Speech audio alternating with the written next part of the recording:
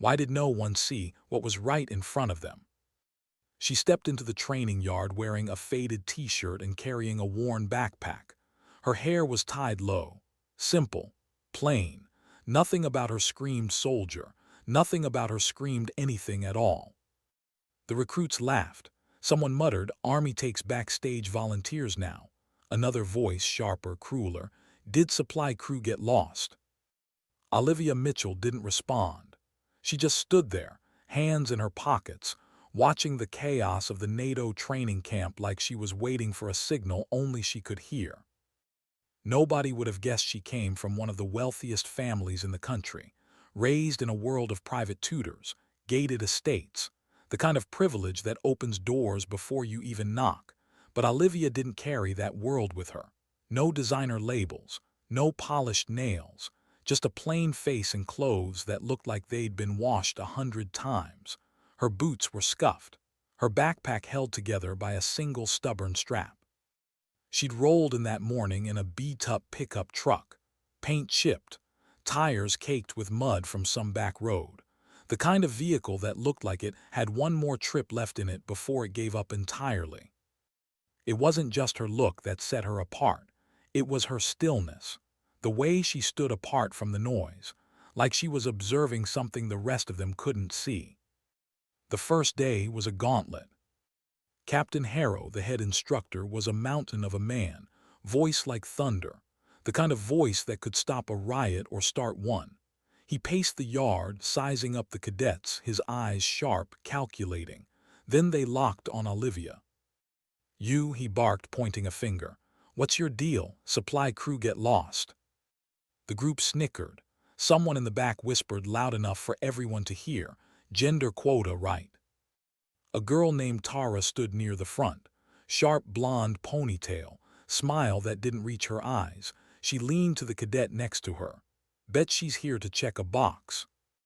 Olivia didn't blink. She looked at Harrow, her face calm, expression blank. "I'm a cadet, sir." Harrow snorted, waving her off. "Get in line then, don't slow us down." During the first meal in the mess hall, Olivia carried her tray to a corner table, away from the chatter, away from the noise.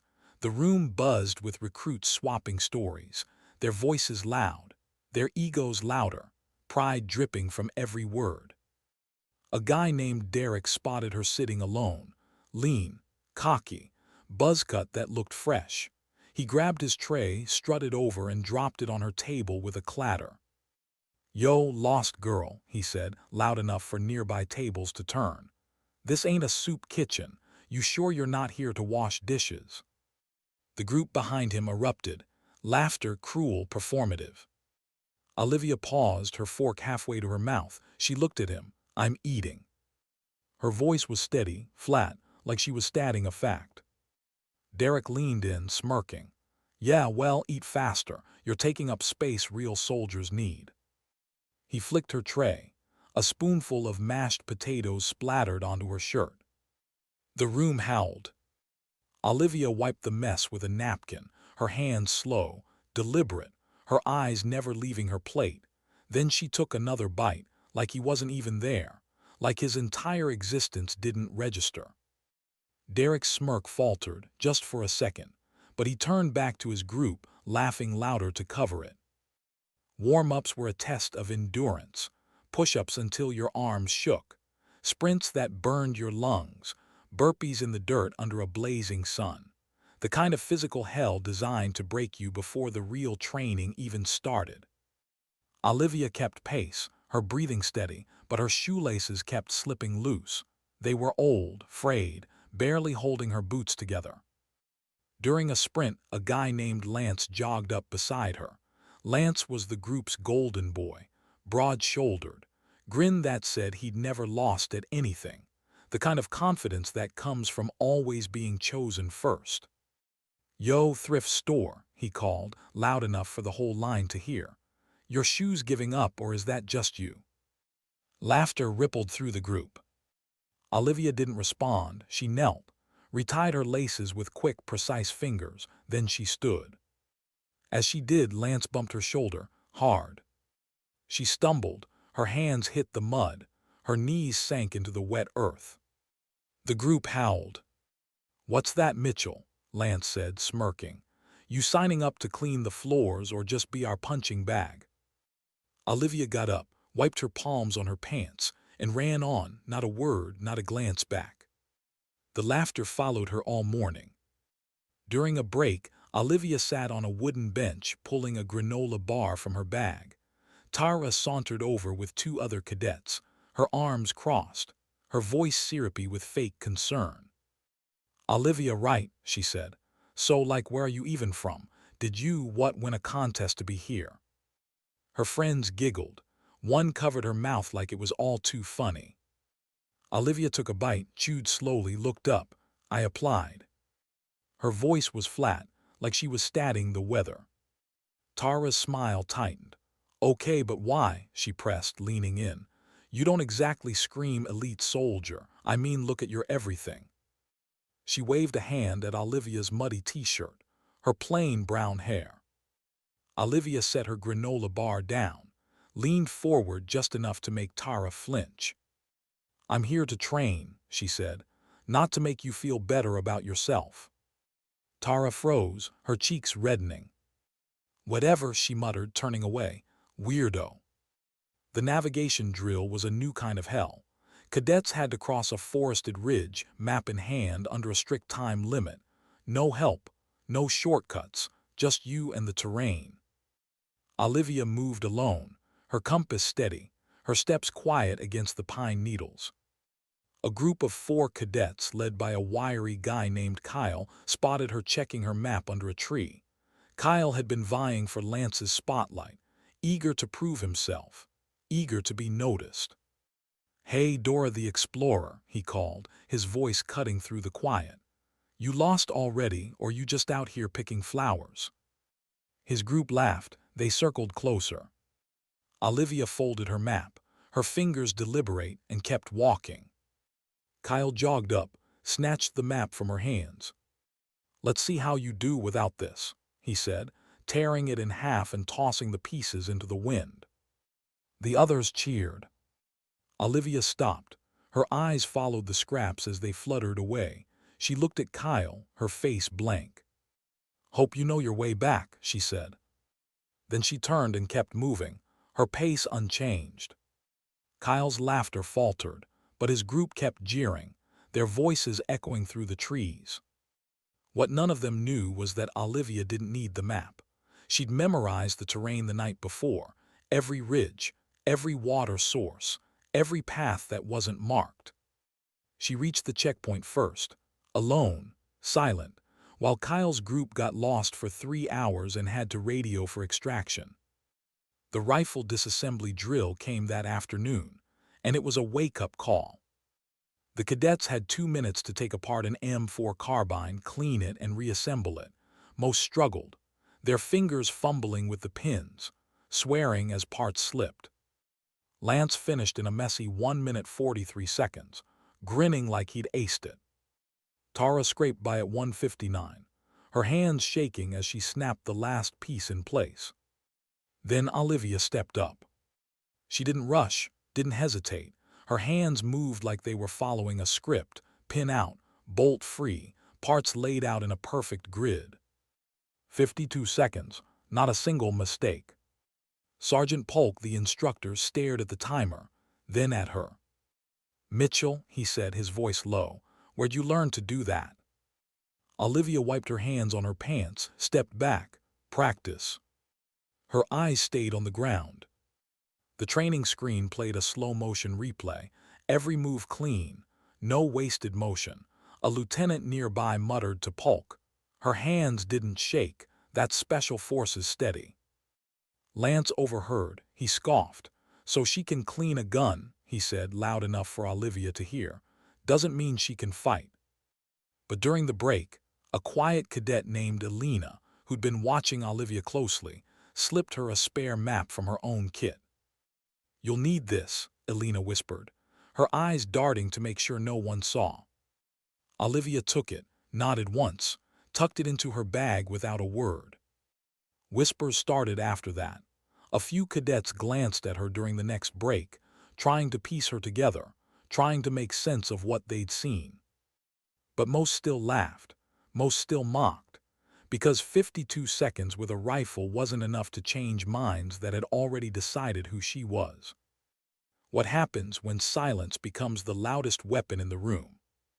The combat drills were designed to simulate real threats, close quarters, high stress, the kind of scenarios where hesitation gets you killed. Olivia was paired with a cadet named Travis, tall, arrogant, the kind of guy who talked a big game but had never been tested. The drill was simple: neutralize the threat, protect your partner, work as a team. Travis charged in first. No strategy, no awareness, just ego. Within seconds he was tagged out, a training round to the chest. He stood there stunned while Olivia moved past him.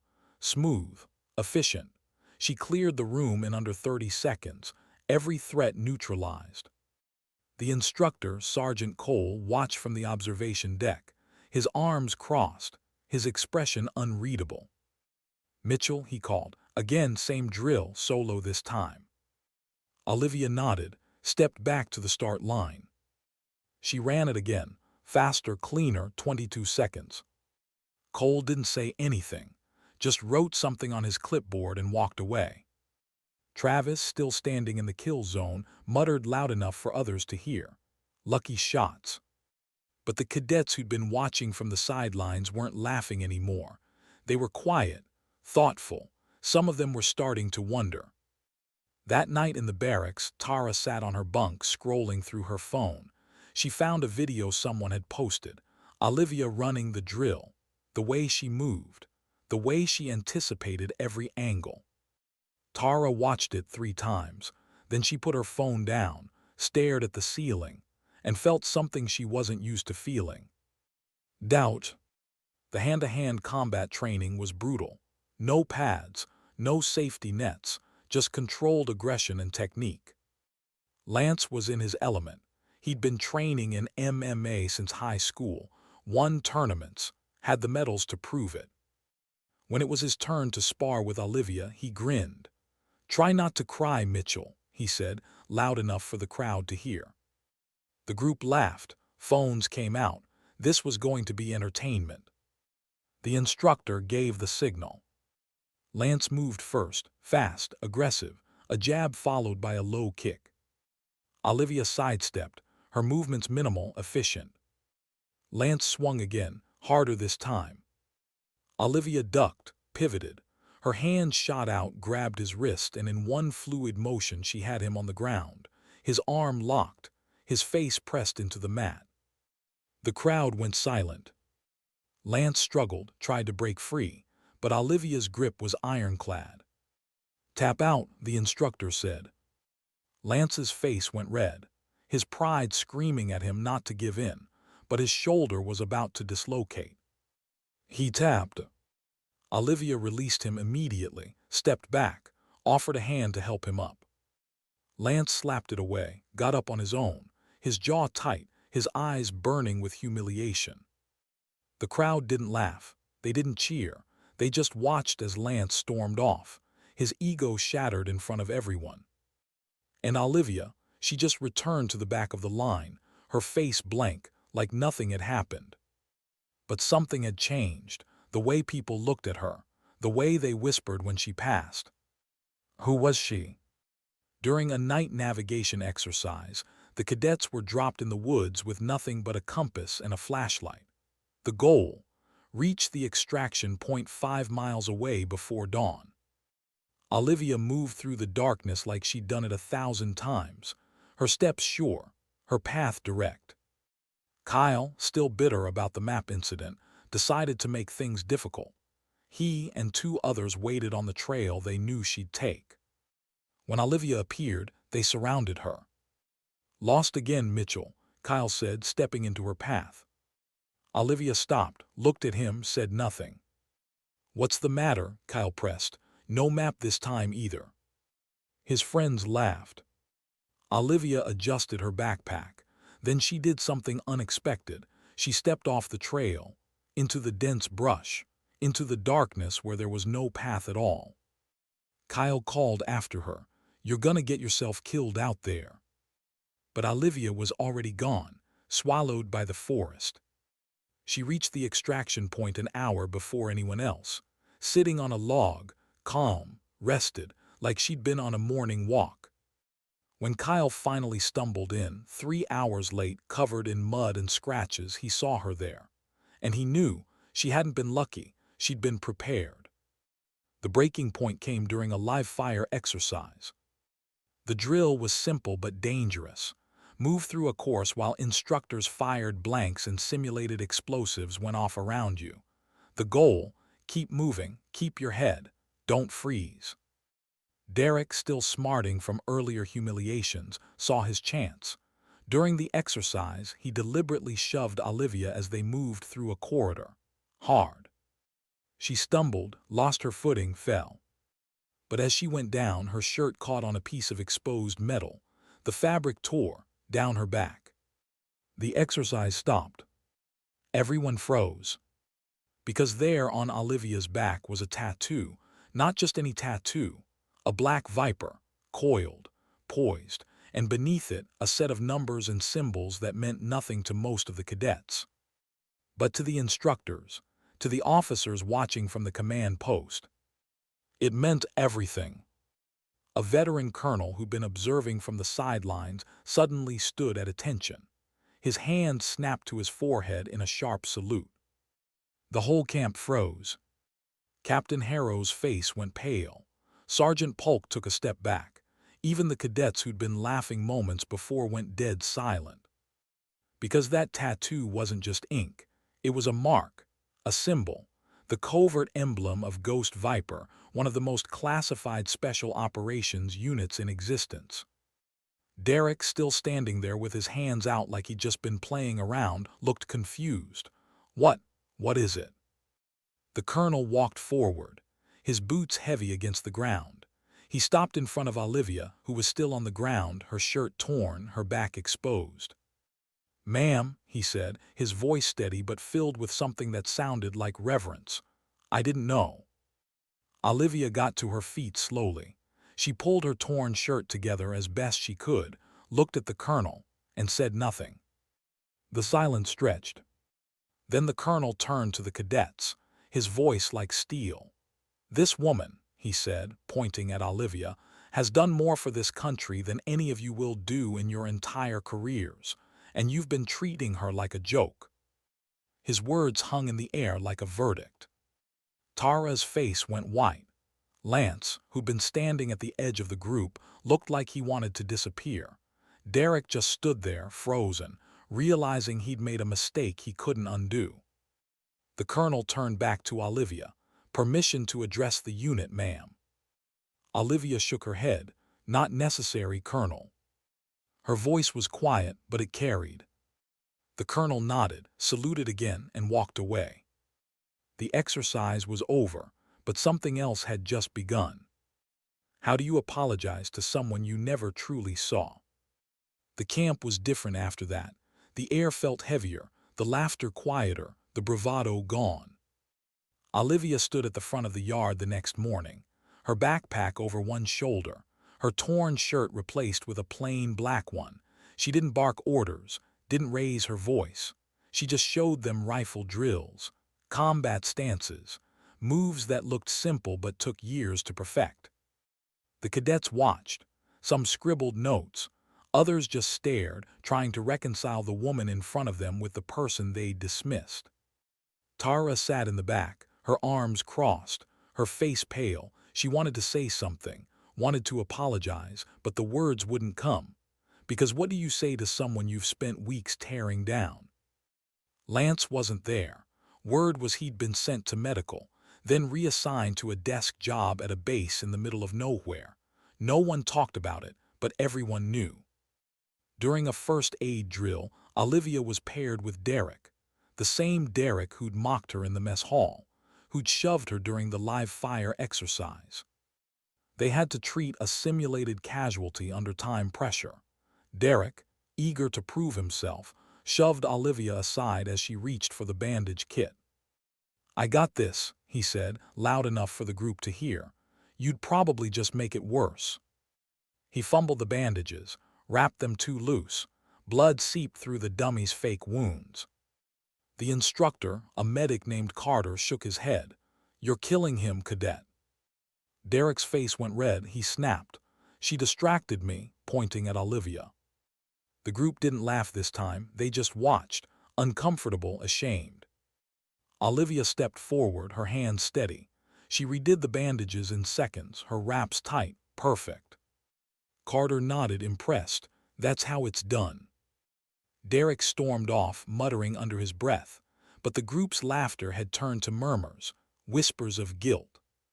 Later, Carter pulled Olivia aside, handed her a medic patch. You earned this, he said. She took it, her face blank, slipped it into her bag without a word.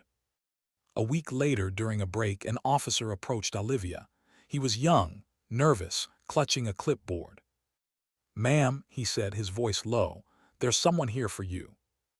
Olivia looked up, her eyes narrowing. She followed him to the camp's entrance where a man stood waiting. Tall, broad-shouldered, short-cropped hair, a face that gave nothing away. He wore a black jacket and jeans, no uniform, but the guards stepped back when he moved. The colonel was there too, his hands clasped behind his back. General, he said, nodding to the man. The man didn't respond. He looked at Olivia, his eyes softening for just a moment. She walked up to him, her face unreadable, stopped a few feet away. You didn't have to come, she said. He tilted his head, almost smiling. Yeah, he said, I did. The cadets watching from a distance went quiet. Tara, standing nearby, dropped her water bottle. The plastic clattered on the ground. The colonel cleared his throat, addressing the group. This is General Thomas Reed, he said, Olivia's husband. The words hit like a shockwave. Reed didn't say anything else. He put a hand on Olivia's shoulder, and they walked to the pickup she'd arrived in. The engine roared to life. They drove off, the dust kicking up behind them. No one moved until the truck was gone. During a final review, the camp's top brass gathered to evaluate the cadets' progress. Olivia's name came up. The room went quiet. A junior officer, unaware of her story, suggested cutting her for lack of leadership presence. The colonel, the same one who'd saluted her, leaned forward, his voice low. Mitchell's file is classified, he said, but I'll tell you this. She's the only one here who could have run this camp blindfolded. He pulled out a sealed envelope, stamped with a black Viper emblem, slid it across the table. Her evaluations from Ghost Viper, read them, then tell me who's lacking. The officer opened it, his hands trembling, his face went pale. The room stayed silent as he read, his eyes widening with every line. Olivia wasn't there. She didn't need to be. Her truth was already rewriting the story. The fallout was swift. Tara's sponsorship with a defense contractor vanished after a video of her mocking Olivia went viral. It wasn't Olivia who posted it, just a cadet with a phone and a sense of justice. Tara left the camp a week later, her head down, her bags packed. She didn't say goodbye to anyone. Lance's reassignment wasn't the end for him either. His name came up in an internal review. He was discharged for conduct unbecoming. His family name, once respected, became a cautionary tale in military circles. The others, the ones who'd laughed, who'd tossed insults like they were harmless, they didn't face formal punishment, but they carried something heavier, shame, the kind that lingers, that makes you avoid mirrors. Captain Harrow, who'd yelled at Olivia for looking out of place, was called into a meeting with the colonel. Nobody heard what was said, but Harrow was quieter after that, his orders less harsh, his eyes scanning the yard like he was looking for something he'd missed. Olivia didn't return to the camp. Her name stayed on the instructor roster, but she never taught another session. Some said she was with Reed, running a training program no one could confirm. Others said she'd vanished, just like Ghost Viper. But the cadets who'd seen her, who'd watched her move, who'd felt the weight of her silence they didn't forget. They told her story, passed it down, let it grow. Not a legend, not a myth, just the truth of a woman who didn't need to shout to be heard. Why did it take so long for them to see her? Years earlier, Olivia had been different, not softer but younger, her edges less defined. She'd trained in a compound nobody knew existed, under a man whose name was never spoken. He'd chosen her not because of her family's money, but because of her quiet, because she listened, because she moved with purpose. 6 years she'd spent learning his ways, the rifle, the hand-to-hand, the way to stand so the world noticed without you saying a word. He'd given her the tattoo himself, the needle biting into her skin as he said, "This isn't a badge, it's a promise." She'd nodded, her jaw tight, and she'd carried that promise ever since. Back at the camp, the days after her departure felt hollow. The cadets trained harder, but the energy was different. They'd seen something they couldn't unsee. During a night drill, one of the younger recruits, a kid named Sam, found an old photo in the barracks, tucked under a bunk. He held it up, squinting at the blurred figure in a black jacket. Who was she really? He asked the group. No one answered. Tara, still there but quieter now, looked at the floor. Sam slipped the photo into his pocket, not sure why, but feeling like it mattered. The consequences kept coming. The defense contractor who dropped Tara faced a PR nightmare when the video spread further. Their stock dipped as online forums lit up with outrage. Lance's discharge wasn't just a footnote. His name became a warning, a reminder of what happens when you mistake humility for weakness. Olivia's story didn't end with the camp. It spread, carried by the cadets, by the officers, by the whispers that followed her name. It reached people who'd been judged their whole lives, who'd been told they didn't belong, who'd walked into rooms full of scorn and walked out with their heads high. They heard about the woman who never raised her voice but commanded respect. They understood her silence, her steady hands, the way she didn't need to explain herself. Her story was theirs, a reminder that truth doesn't need a megaphone, it just needs time. In the end, it wasn't about the tattoo, or the rifle drills, or the chokehold that dropped Lance. It was about Olivia's presence, the way she carried her pain, her past, her power, all without a word. She didn't need to prove herself. The world caught up, like it always does. And for everyone who'd ever been pushed aside, dismissed, underestimated, her story was a quiet promise. Your time's coming. Hold your ground. You're enough. Sometimes dignity doesn't speak, it simply acts.